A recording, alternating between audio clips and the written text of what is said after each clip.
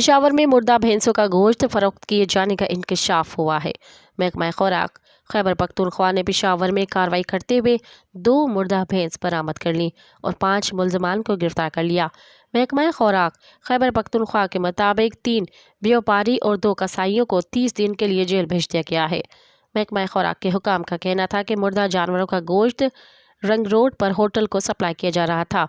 वाज़ेह रहे कि 3 दिन कबल भी महकमा खुराक ने कार्रवाई की, जिसमें जीटी रोड पर 2 मुर्दा गायें कब्जे में लेकर मुलजिम को 30 दिन के लिए जेल भेज दिया गया। महकमा खुराक के आला हुकाम की हिदायत पर rationing food controller Peshawar Jamshed Afridi की निगरानी में असिस्टेंट फूड कंट्रोलर सबीउल्लाह और कमाल अहमद ने जीटी रोड पर फ्रूट मंडी के मकाम पर कार्रवाई की थी, जहां पर गाड़ी में 2 मुर्दा गायें पाई गई थी, जिनको मरने के बाद ज़िबा किया गया था। मज़ीद ख़बरन ऐं तफ़सीलात लाइ विज़िट कयो असांजी वेबसाइट www.awamiNewsHD.com ऐं ॾिसंदा रहो अवामी न्यूज़ HD।